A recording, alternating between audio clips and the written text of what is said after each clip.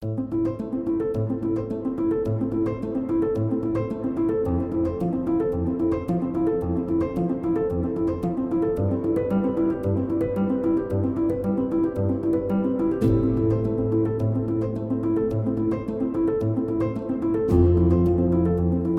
have chosen to deliver this General Academic Assembly address from the President's residence instead of from the customary location in Convocation Hall.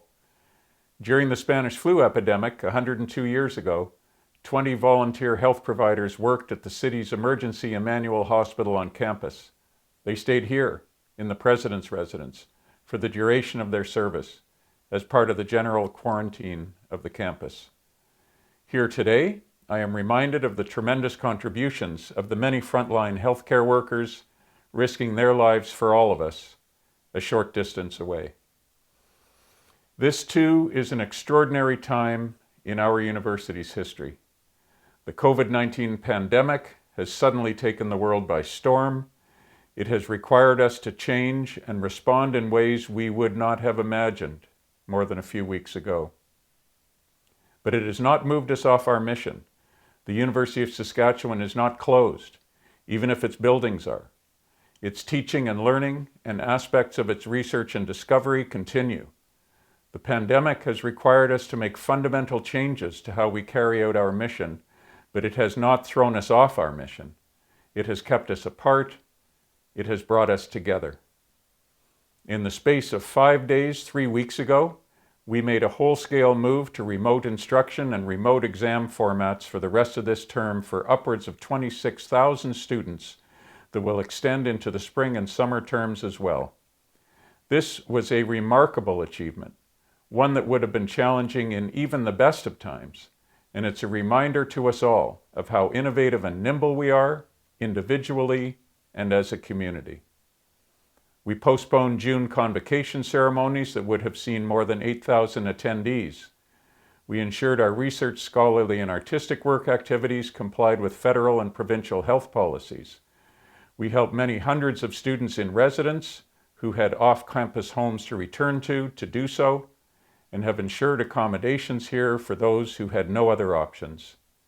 We required almost our entire workforce, numbering in the many thousands, to work from home, knowing that it would take such drastic measures to help our community stay well and safe.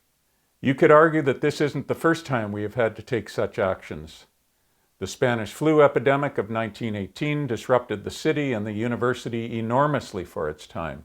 But what we're witnessing today is at a scale and pace of change never before seen in our university's history. It has been difficult. The challenges involved here have been daunting, and I thank everyone at the university for their vision, flexibility, and collegiality during this extraordinary time that has asked so much of us all. Our responses to the pandemic crisis tell us something, that working together, we are capable of making the biggest changes we can imagine, and in a short amount of time. More than capable, we are good at making them. Although the circumstances are unfortunate, we can derive confidence from this as a University of Saskatchewan community. More about our response to the pandemic in a few minutes. But that response does make me think about how much change we have driven here over just the last 5 years. If I had been asked 5 years ago what our university's priorities were then, I would have said that they included teaching and learning, research and discovery, and community engagement. Those 3 priorities still hold and are a part of our mission, vision, and values document. But much has changed in the relatively short time since then, and many more priorities have emerged. The first is reconciliation and indigenization, beginning with the release of the Truth and Reconciliation Commission's report in December of 2015, 1 month after we held the country's first National Building Reconciliation Forum. We have done much in this regard, and there remains much to do. Another recent priority is sustainable development goals. In my first General Academic Assembly address to the campus community, I stated that universities well positioned for the future also place a high priority on sustainability. Sustainability isn't merely another problem to be tackled or solved by innovative research and study, though it does deserve a large amount of research attention. It needs to be foundational to many of the decisions made within the university. The significance of sustainability is why I ensured it was one of the key principles in our mission, vision, and values document and a pillar of our university plan, and why I have appointed a President's Sustainability Advisory Circle and requested a university-wide strategy from it for the year 2021. Another is equity, diversity, and inclusion, for which we also have a university-level task force. We are one of 11 universities in the country to be part of the federal government's Dimensions pilot program, a national initiative to help drive deeper cultural change within the research ecosystem. The withdrawal by Saudi Arabia of its students from Canada 2 years ago made all universities far more attuned to the geopolitical realities of the day and how they have direct consequences for all of us, realities that have expanded, not diminished, in impact since then. Freedom of expression has emerged at the political level in ways not seen previously, as part of provincial government's agendas, not ours in Saskatchewan, and a federal party post-secondary platform as well. And mental health and wellness has dominated post-secondary realities for at least 3 years now. The mental health of our students and campus-wide community is a key priority now, and we are moving swiftly to ensure all our students have the necessary programs, supports, and services to ensure their well-being. And innovation, which I have spoken about in previous General Academic Assembly addresses, is more important than ever before. In the city with the second fastest growing IT hub in the country, adjacent to one of the largest innovation parks on the continent, strengthened by being a research-intensive university that is creative and visionary, and having the impact we have on the regional and Canadian economies, we should play a large role in the provincial and national innovation ecosystems. All Canadian universities have been more challenged by reductions to provincial operating grants in the past 5 years than ever before. I am pleased to see that our latest provincial budget reflects confidence and support on the part of our government for our contribution to the province's future, as does its recently released plan for growth.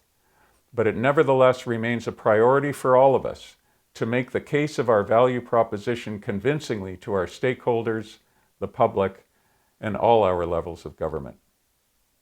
To this list of priorities that have emerged over just the last 5 years, we can now add a global pandemic that has asked much of us, and to which we have responded in a timely fashion.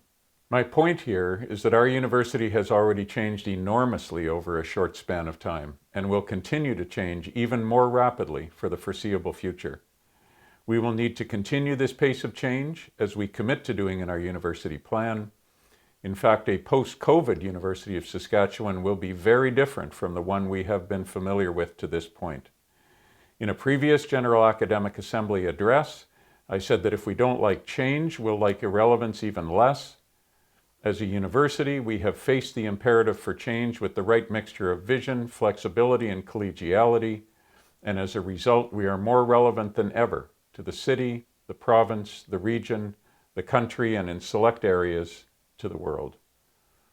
In the midst of planning for future change, it is important that we do not lose sight of our collective achievements to date as a university. We are a university that has achieved much in the past year. Our enrollments have continued to rise, and we are now projecting 29,000 students by the year 2025. Although the pandemic might slow the achievement of this goal, I have confidence we will meet it. This is not a situation all universities in Canada are in by any means, and it is a result of our faculty, staff, and administration setting a high standard of excellence to which students and our many stakeholders positively respond.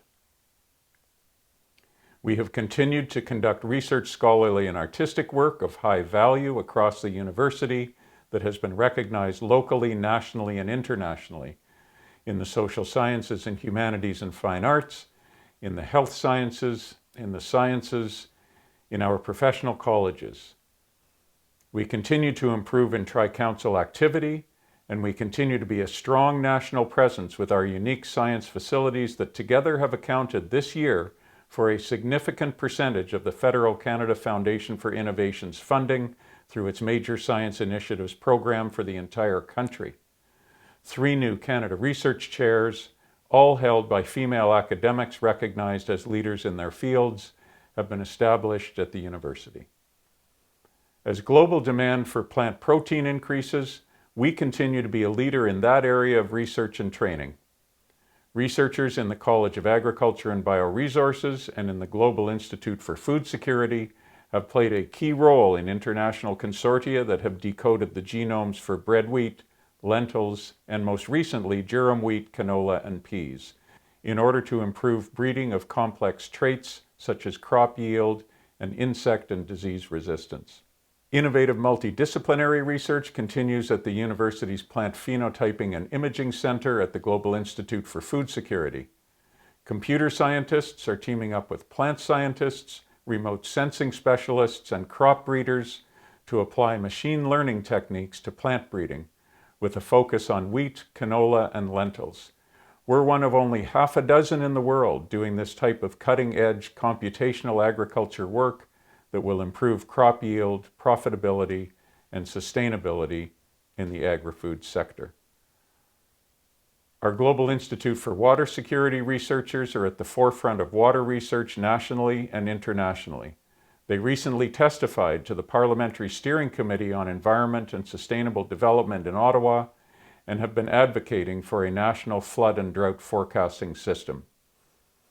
Meanwhile, our researchers at the Western College of Veterinary Medicine and the College of Agriculture and Bioresources, in partnership with our new Livestock and Forage Centre of Excellence, are undertaking a 5-year research program to study beef cattle health and productivity, supported by NSERC and the Beef Cattle Research Council.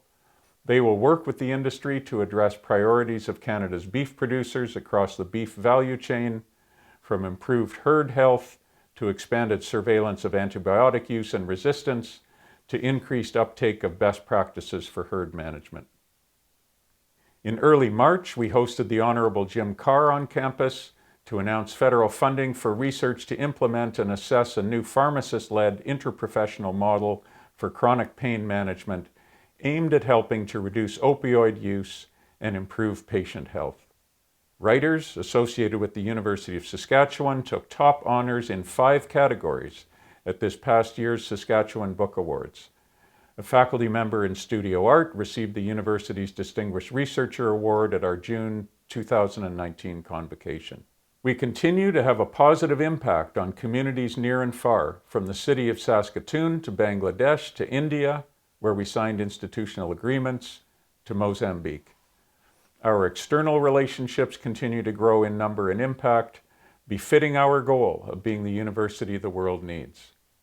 For example, our partnership with the city of Saskatoon continues to be productive as a result of the MOU we signed 2 years ago to explore wide-ranging collaborations in urban planning, reconciliation, transit, environmental sustainability, and youth issues. We are now partnering on a new cost-shared initiative, Research Junction, that has developed collaborative research projects addressing urban issues for the benefit of the Saskatoon community. Last fall, we celebrated the new University of Saskatchewan signage on our future Prince Albert campus. Hundreds of people from here and from Prince Albert attended the event, including the Premier, and we look forward to the opening of the campus itself in the coming year. University of Saskatchewan researchers are leading an international partnership project to explore how northern residents can achieve energy independence and benefit economically and socially by developing renewable energy.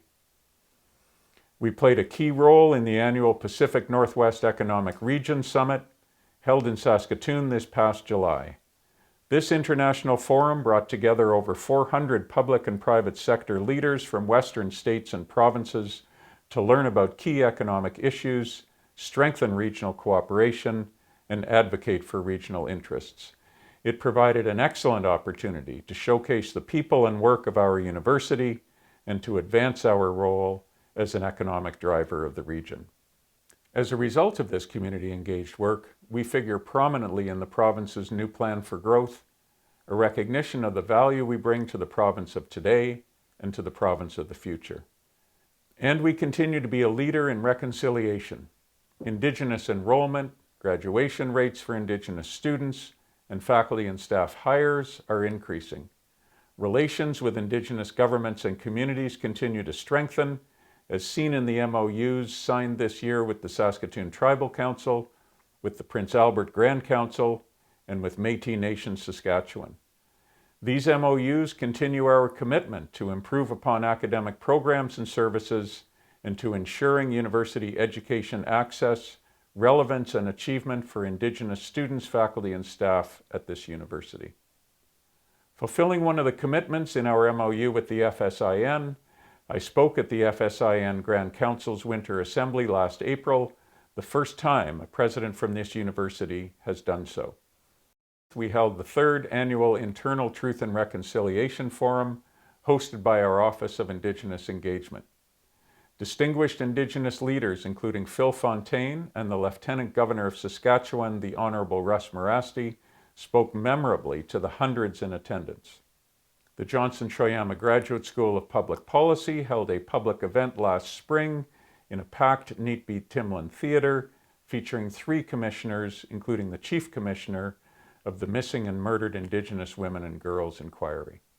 And CIHR's National Institute of Indigenous Peoples' Health, based at the University of Saskatchewan, announced this past year a new 5-year plan that puts Indigenous community voices and priorities at the forefront of its research activities. Because of our research, scholarly, and artistic work, our community engagement, and our teaching and learning, we continue to be the university the world needs, and we continue to change for the better. And now, back to COVID-19. I said that we have been living through an extraordinary time, apart but together. It has asked much of all of us. Like every university in the world, to respond to this pandemic, we have had to make fundamental changes to everything we do, helping keep us all safe during this difficult time and contributing to the safety of the city and the province.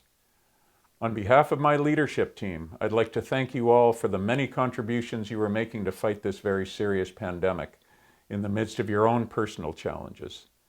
This is new territory for all of us. Our decisions have been based on the best evidence and predictions available to us and are closely aligned with federal, provincial, and municipal government policies, as well as with Canada's post-secondary community at the U15 and Universities Canada levels, and with our many program accreditation bodies. I am grateful to all of you who've had to make the move to working from home, in isolation from colleagues, and far from the day-to-day rituals and camaraderie we perhaps took for granted. I thank all of you for making the extraordinary whole-scale move to online teaching and learning, as well as the complete move to online exams. There are too many people deserving of our thanks for me to fully identify here.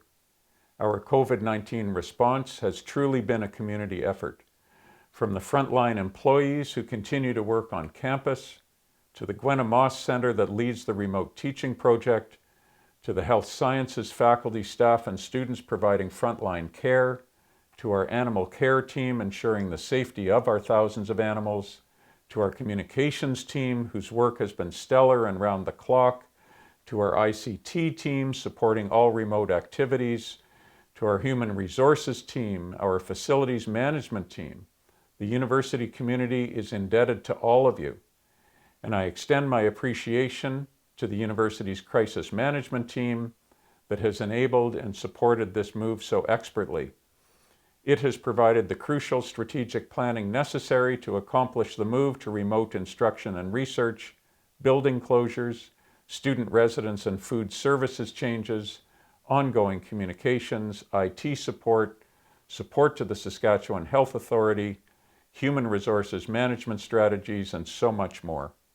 Their work has made all the difference in all of these areas and has been round the clock.